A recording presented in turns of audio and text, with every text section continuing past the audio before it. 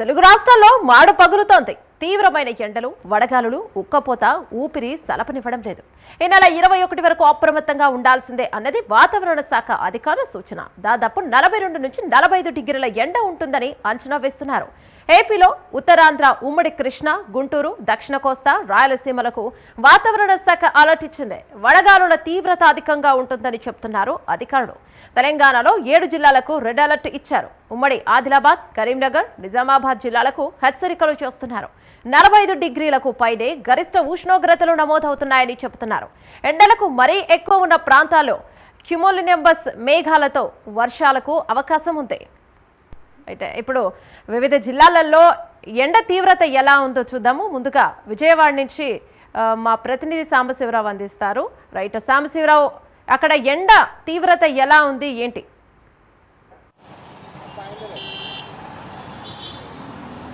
యమున, మనం చూస్తే గనక ఎండ తీవ్రతకి అబ్బబ్బా అంటున్నటువంటి పెద్దవాడ ప్రజలు ఈ ఎండలో మేము సావలేవురా బాబు అంటూ బయటికి రాలేకపోతున్నటువంటి ఇక్కడ ఉన్నటువంటి విజయవాడ వాసులైతే ఆ యొక్క వేడికి తట్టుకోలేక చాలా ఇబ్బందులు పడుతున్నటువంటి పరిస్థితి. ముఖ్యంగా మనం చూస్తున్నాం, ఇప్పుడు మనం ఉన్నటువంటి చుట్టుకుంట ప్రాంతంలో ఉన్నటువంటి బిఎస్ఎన్ఎల్ ఆఫీస్ దగ్గర మెయిన్ సర్కిల్లో ఉన్నాం. సర్కిల్ మొత్తం కూడా నిర్మానుష్యంగా మారిపోయినటువంటి పరిస్థితి. ఒక్కసారి మనం కనుక వాటర్ పోస్తున్నాం. ఇక్కడ ఈ వాటర్ చూస్తే కనుక మనం ఫుల్గా కూలింగ్ వాటర్ తీసుకొచ్చి పోసాం. అవి చూడండి, నీటి బుడగలతోటి ఆవిరైపోతున్నటువంటి పరిస్థితి కూడా మనం ఇక్కడ గమనించాలి. మనం పోసి వితిన్ సెకండ్స్ కాలేదు, వాటర్ కూడా ఆవిరైపోయేంత వేడి ఇక్కడ ఉన్నటువంటి పరిస్థితి. మొత్తంగా మనం చూసుకున్నట్లయితే కనుక విజయవాడలో 45 డిగ్రీలకు పైగానే ఉండొచ్చేమోనని సందేహం అయితే కొందరు వ్యక్తం చేస్తున్నారు. కానీ 40 డిగ్రీలకు పైన అయితే మాత్రం ఎట్టి పరిస్థితుల్లో తగ్గకుండా అయితే ఇక్కడ వాతావరణం అయితే వేడెక్కిపోతున్నటువంటి పరిస్థితి. ముఖ్యంగా ఇది 4 రోడ్ల కూడలి జంక్షన్. ఇది ఇక్కడ నిత్యం కూడా ట్రాఫిక్ హెవీగా ఉంటుంది. ఇక్కడ ఉన్నటువంటి అటు మెడికల్ అటు బందర్ రోడ్ నుంచి కూడా ఇటు కనెక్టివిటీ ఉంటుంది. ఇటు గాంధీనగర్ మరియు బిఆర్టీఎస్ రోడ్ నుంచి ఇటు కనెక్టివిటీ ఉంటుంది. ఇటు గుణదల నుంచి కనెక్టివిటీ ఉంటుంది. ఇటు చూసుకుంటే కనుక మనకి బస్టాండ్ నుంచి కనెక్టివిటీ ఉంటుంది. ఈ 4 రోడ్లు కూడలి మొత్తం మనం చూస్తే సిగ్నల్స్ దగ్గర ఎవరూ లేరు, మొత్తం ఖాళీగా ఉన్నటువంటి పరిస్థితి. సిగ్నల్స్ దగ్గర ఎవరూ లేరు. ఇక్కడ మొత్తం రోడ్డు అంతా కూడా ఖాళీగా కనిపిస్తున్నటువంటి పరిస్థితి. నిత్యం రద్దీగా ఉండే ప్రదేశంలో ఒక్కరు ఇద్దరు మినహా ఎవరు కూడా ఇక్కడ ఉండనటువంటి పరిస్థితి. మనం చూస్తే కనుక గుణదల రోడ్డు చూస్తే పూర్తిగా నిర్మానుష్యం, ఎవరు కూడా ప్రజలు అనేవారే లేకపోవడం. అదేవిధంగా ఇటు బస్టాండ్కి వెళ్ళే దారి చూస్తే కనుక ఈ బస్టాండ్కి వెళ్ళే దారి చూస్తే కనుక ఇది కూడా పూర్తిగా నిర్మానుష్యం కనబడుతుంది. 1-2 వాహనాలు కూడా, అది కూడా ఆటోలు మినహా స్కూటర్లు కూడా తక్కువగానే వస్తున్నటువంటి పరిస్థితి. మొత్తంగా ఈ యొక్క విజయవాడలో భానుడైతే మాత్రం ఎండలకి తీవ్రత పెంచుకుంటూ ఆయన విశ్వరూపాన్ని అయితే చూపిస్తూ ఉన్నాడు. రోహిణీ కార్తె రాకముందే ఈ యొక్క ఎండలు ఈ విధంగా ఉంటే రోహిణీ కార్తె టైంలో ఇంకెలా ఉంటాయని ప్రజలైతే బెంబేలు ఎత్తిపోతున్నటువంటి పరిస్థితి. ఏదైతే శీతల పానీయాలతోటి తలపైన ఏదో ఒక గుడ్డ కప్పుకోవడము, లేకపోతే గొడుగు అలాంటివి వాడుతూ నీడ కోసం తహలాడుతున్నటువంటి పరిస్థితి అయితే మనం చూస్తూ ఉన్నాం. మొత్తంగా ఈ యొక్క ఏరియా కనుక మనం చూసుకున్నట్లయితే కనుక ఎక్కడా కూడా ప్రజలు ఈ ఎండలో నిలబడలేనటువంటి పరిస్థితి ఉంది. మనం చూసినట్లయితే కనుక ఈ ప్రాంతం అంతా కూడా చూడవచ్చు, అంతా ఎక్కడ అసలు ట్రాఫిక్కే జామ్ కానటువంటి పరిస్థితి. అంటే వాహనాలే తక్కువ వస్తున్నటువంటి పరిస్థితి మనం గమనిస్తున్నాం. Yamuna, right, thank you Sambasivarao.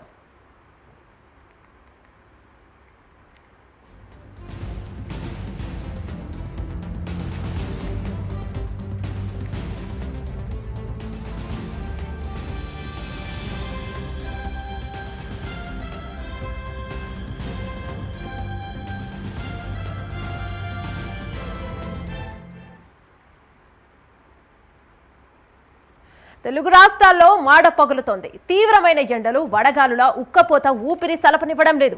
ఈ నెల 21 వరకు అప్రమత్తంగా ఉండాల్సిందే అన్నది వాతావరణ శాఖ అధికారుల సూచన. దాదాపు 42 నుంచి 45 డిగ్రీల ఎండ ఉంటుందని అంచనా వేస్తున్నారు. ఇక వైజాగ్లో ఎండ తీవ్రత ఎలా ఉంది తెలుసుకుందాం. వైజాగ్ నుంచి మా అసోసియేట్ ఎడిటర్ వాసు అందిస్తారు. రైట్ వాసు, చెప్పండి, ఇక అక్కడ ఎండ తీవ్రత ఎలా ఉంది, ప్రజలు ఎలాంటి జాగ్రత్తలను పాటిస్తున్నారు? ఏమైనా ఉత్తరాంధ్ర అంతా కూడా ఎండ తీవ్రత రోజు రోజు కూడా పెరిగిపోతుంది. రానున్న 4-5 రోజుల్లో కూడా ఎండ మరింత పెరిగే అవకాశం ఉందని వాతావరణ శాఖ కూడా హెచ్చరించడం జరిగింది. ఇప్పుడే తాజా బులెటిన్ కూడా విడుదల చేయడం జరిగింది. రానున్న 4-5 రోజుల్లో కూడా 45 డిగ్రీలు దాటి ఉష్ణోగ్రతలు నమోదు అవ్వచ్చని కూడా వాతావరణ శాఖ అయితే హెచ్చరించే పరిస్థితి కనిపిస్తుంది. ఇప్పటికే మనం విచిత్రమైన వాతావరణం చూస్తున్నాం. ఉత్తరాంధ్రలో మధ్యాహ్నం వరకు కూడా ఎండ తీవ్రత 4 గంటల వరకు కూడా ఎండ తీవ్రత ఉన్నప్పుడు కూడా మళ్ళీ సాయంత్రం కొన్ని ప్రాంతాల్లో పర్యాటక ప్రాంతాల్లో వర్షం పడుతుంది. అనకాపల్లి అవ్వచ్చు, అరకు అవ్వచ్చు, పాడేరు అవ్వచ్చు, తదితర ప్రాంతాల్లో వర్షం పడుతుంది. ఆ బీచ్ ప్రాంతం కూడా చల్లబడే పరిస్థితి కనిపిస్తుంది. మళ్ళీ ఎండ ఉదయం 11 గంటల నుంచి కూడా ఎండ తీవ్రత ఉధృతం అవుతుంది. మనం ఇప్పుడు సీతందారిలో ఉన్నాం. మనం వెనక చూడొచ్చు, రోడ్లు మొత్తం కూడా నిర్మానుష్యంగా అయిపోయింది. ఎవరు కూడా సీతందార చాలా రద్దీ ప్రాంతం. ఈ ప్రాంతంలో ఎవరో కూడా బయటకు వచ్చే పరిస్థితి కనిపిస్తుంది. ఉదయం 11 గంటల నుంచి కూడా ఎవరో బయటకు రాని పరిస్థితి కనిపిస్తుంది. అటు శ్రీకాకుళం కానీ, విజయనగరం కానీ, అనకాపల్లి కానీ, పాడేరు, అరకు తదితర ప్రాంతాలు ఎక్కడ చూసినా సరే ఇదే పరిస్థితి కనిపిస్తుంది. ఈ బాణుడు బగబగలతో అయితే మొత్తం కూడా ప్రజలు విలవల్లాడే పరిస్థితి ఏర్పడుతుంది. మీ రాష్ట్రం అంతా ఒకలా వాతావరణం ఉంటే ఉత్తరాంధ్ర మాత్రం చాలా విచిత్రమైన వాతావరణం కనిపిస్తుంది. ఉత్తరాంధ్రలో మొత్తం ఈ ద్రోణి కారణంగా మొత్తం కూడా గత కొన్ని రోజులుగా ఉన్న అల్పపీడనం కారణంగా వర్షాలు పడటం, మరి ఈ వర్షాలు పడటం వల్ల మరింత వేడి భూమిలోకి లాక్కోవడం, మరింత వేడి రావటం, ఇలాగ ప్రజలు ఇబ్బంది పడే పరిస్థితి కనిపిస్తుంది. రానున్న వారం 10 రోజుల్లో కూడా ఎండ తీవ్రత మరింత పెరిగే అవకాశం ఉందని వాతావరణ శాఖ చెప్పే పరిస్థితి కనిపిస్తుంది. మరోవైపు ఋతుపవనాలు కూడా మొత్తం కూడా అండమాన్ దీవుల్లో విస్తరించిన సమయంలో ఈ ఎండ వేడి కనుక ఇంకా ఎక్కువైతే ఋతుపవనాల గమనానికి కూడా ఆటంకం కలిగే అవకాశం ఉంది. ఈ నెల 26వ తేదీకి ఋతుపవనాలు కేరళ తాకే అవకాశం ఉంది. ఈ నేపథ్యంలో తెలుగు రాష్ట్రాల్లో కనుక ఇదే విధంగా ఎండలు మండిపోతే కనుక ఋతుపవనాలు కూడా వచ్చే ఆలస్యమయ్యే అవకాశం ఉందని కూడా మొత్తం వాతావరణ నిపుణులు చెప్పే పరిస్థితి కనిపిస్తుంది. ప్రస్తుతానికైతే విశాఖ అవ్వచ్చు, ఉత్తరాంధ్ర అవ్వచ్చు, మొత్తం ఏపీ వ్యాప్తంగా కూడా అనేక ప్రాంతాలు 40 నుంచి 45 డిగ్రీల ఎక్కువకే ఉష్ణోగ్రతలు నమోదవుతున్న పరిస్థితి కనిపిస్తుంది. ఈ నేపథ్యంలో వైద్యులు కూడా అనేకమైన సూచనలు చేస్తున్నారు. అందరూ కూడా ఎండలో తిరగొద్దు. వడగాళ్ళు కూడా పెరిగి నిన్న నుంచి వడగాళ్ళు కూడా పెరిగి ఈ వడగాల్పుల కారణంగా మరింత ఇబ్బంది పరిస్థితి ఏర్పడుతుంది. ఆ బీచ్ ప్రాంతం కావడంతో మొత్తం కూడా వడగాల్పులు కూడా ఎక్కువ ఉండే అవకాశం ఉంది. దాదాపు 11 నుంచి సాయంత్రం 4 గంటల దాకా ఎవరు కూడా బయటికి రావద్దని అయితే వాతావరణ శాఖ హెచ్చరించే పరిస్థితి కనిపిస్తుంది. రానున్న మరి వారం రోజుల్లో అయితే 45 డిగ్రీలు పైగా ఉష్ణోగ్రతలు నమోదయ్యే అవకాశం కూడా వాతావరణ శాఖ అయితే హెచ్చరిస్తుంది. ఏమన్నా right, thank you Vasu. Telugu రాష్ట్రాల్లో మాడ పగులుతోంది. తీవ్రమైన ఎండలు, వడగాలులు, ఉక్కపోత ఊపిరి సలపనివ్వడం లేదు. ఈ నెల 21 వరకు అప్రమత్తంగా ఉండాల్సిందే అన్నది వాతావరణ శాఖ అధికారుల సూచన. దీనిపై అనంతపురంలో ఎండ తీవ్రత ఎలా ఉంది, అక్కడ ప్రజలు ఎలాంటి జాగ్రత్తలను పాటిస్తున్నారు, దాని గురించి చెప్పడానికి మా కరెస్పాండెంట్ విజయ్ లైవ్ ద్వారా అందిస్తారు. రైట్ విజయ్, చెప్పండి అసలు అనంతపురంలో ఎండ తీవ్రత ఎలా ఉంది? ఏమన్నా అనంతపురంలో ఎండ బగబగమంటుంది. బాణుడు తన తాండవం అయితే చూపిస్తున్నాడు. దాదాపు 44 నుంచి 45 డిగ్రీలు 46 డిగ్రీలు కూడా అనంతపురంలో ఎండలు నమోదవుతున్నాయి. అయితే గత 10 రోజుల్లో అధిక ఉష్ణోగ్రతలు నమోదయ్యి కాకపోతే ఒక వారం రోజులు గ్యాప్ ఇచ్చి తర్వాత 2 రోజుల క్రితం నుంచి ఎండలు అయితే బగబగమంటున్నాయి. అయితే 21-22 తారీఖుల వరకు ఈ పరిస్థితి ఇలాగే ఉంటుందంటున్నారు. అలాగే ఎండలతో పాటు పూర్తిగా వడగాల్పులు కూడా దోలే పరిస్థితి అయితే ఉంది. దీంతో ప్రజలు చాలా ఇబ్బందులు పడుతున్నారు. బయటికి రావాలంటేనే భయపడుతున్నారు. దాదాపు 10 గంటల నుంచినే ఎండలు స్టార్ట్ అవుతుండడంతో ప్రజలైతే పూర్తిగా అప్రమత్తంగా ఉండాలని ఇప్పటికే వైద్యులు అయితే సూచించారు. అయితే వీటికి తగ్గట్టుగానే ఇక్కడ అనంతపురంలో కావచ్చు, అలాగే సత్యసాయి జిల్లా పుట్టపర్తిలో కావచ్చు, పూర్తిగా ఏది సేవా సమితి వారు అయితే ఇప్పటికే మజ్జిగ పంపిణీ అలాగే మంచినీటి పంపిణీ కార్యక్రమాలు కూడా చేపట్టారు. అయితే అనంతపురం నగరంలో మజ్జిగ పంపిణీ కార్యక్రమాలు అయితే స్వచ్ఛంద సంస్థల ఆధ్వర్యంలో చేపట్టారు. అయితే వైద్యులు కూడా అయితే హెచ్చరిస్తున్నారు, ఎవరే కానీ బయటికి వెళ్ళకండి.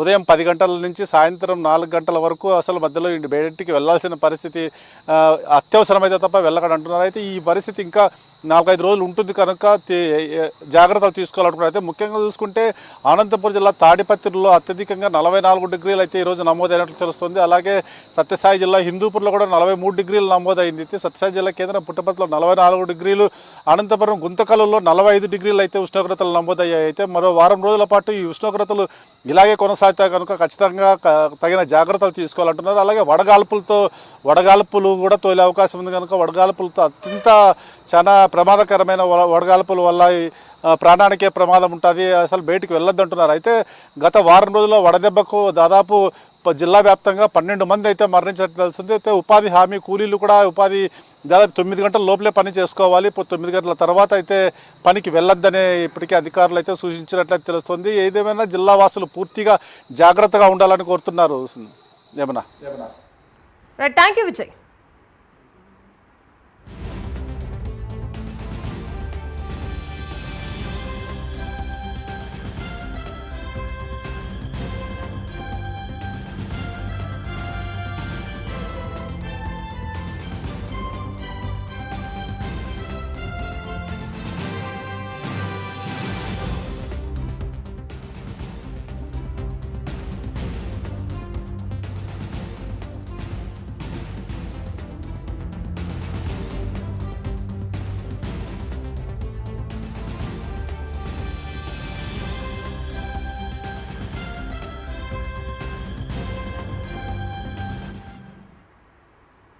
తెలుగు రాష్ట్రాల్లో మాడ పగులుతోంది. తీవ్రమైన ఎండలు, వడగాలులు, ఉక్కపోత ఊపిరి సలపనివ్వడం లేదు. ఈ నెల 21 వరకు అప్రమత్తంగా ఉండాల్సిందే అన్నది వాతావరణ శాఖ అధికారుల సూచన. రైట్, ఇక ఎండలు తెలంగాణలో ఎలా ఉన్నాయి? తెలంగాణలో వరంగల్ నుంచి మా ప్రతినిధి తిరుపతి లైవ్ ద్వారా అందిస్తారు. రైట్ తిరుపతి, అసలు వరంగల్లో ఎండ తీవ్రత ఎలా ఉంది? అక్కడి ప్రజలు ఎలాంటి జాగ్రత్తలను పాటిస్తున్నారు?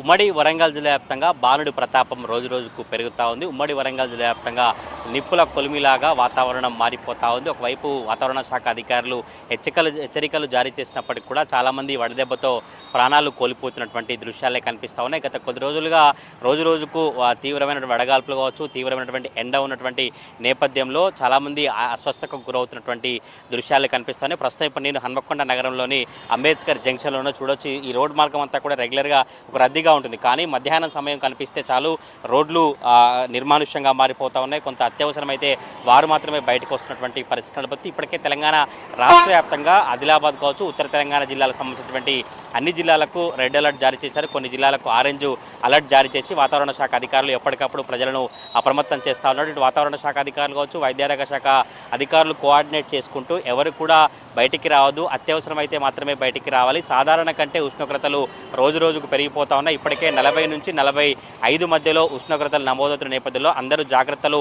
పాటించాలి. వయోవృద్ధులు, చిన్నపిల్లలు, గర్భిణీ స్త్రీలు తప్పకుండా జాగ్రత్తలు పాటించాలి. ఎందుకంటే ఉదయం 7 తర్వాతనే ఎండ ఎక్కువగా అనిపిస్తూ ఉంది. మళ్ళీ సాయంత్రం 5 గంటల వరకు కూడా అటువంటి పరిస్థితులే ఉంటున్నాయి. తప్పకుండా బయటకు వచ్చేవారు క్యాప్ కావచ్చు, ఇతర ఖర్చీపు, ఇతర వస్తువులతో ఇబ్బంది కాకుండా, అస్వస్థకు గురి కాకుండా జాగ్రత్తలు తీసుకోవాలంటూ కూడా అధికారులు చెప్పినటువంటి పరిస్థితులను బట్టి ఇటు మహబూబాద్, భూపాలపల్లి జిల్లాలో మాత్రం ఆరెంజ్ అలర్ట్ కొనసాగుతుంది. మిగతా జిల్లాల్లో కొంత ఎండ వేడిమి తక్కువ ఉన్నప్పటికీ కూడా ఉక్కపోత కావచ్చు, మిగతా తీవ్ర వడగాల్పులు మాత్రం ఎక్కువగా కనిపిస్తున్నటువంటి పరిస్థితులను బట్టి ఇప్పటికే ఉమ్మడి వరంగల్ జిల్లాలో 10ల సంఖ్యకు పైగా రైతులు కావచ్చు, అనేక మంది వడదెబ్బకు గురై చనిపోయినటువంటి పరిస్థితులు ఉన్నాయి. నిన్న తాజాగా వరంగల్ జిల్లా నెక్కొండ మండలం అలంకాపేట గ్రామంలో ఒక రైతు పెదగాజుల వెంకటేశ్వర్లు అనే రైతు తన వరి ధాన్యాన్ని అమ్ముకునేందుకు ఐకేపీ సెంటర్కి వెళ్లారు. ఐకేపీ సెంటర్లోనే వడదెబ్బకు గురై గుండెపోటుతో మృతిచెందినటువంటి పరిస్థితులను బట్టి సకాలంలో కాంటాలు జరగక, సకాలంలో కొనుగోలు జరగక ఇబ్బందులు తలెత్తినటువంటి నేపథ్యంలోనే రైతు మృతి చెందినట్టుగా తోటి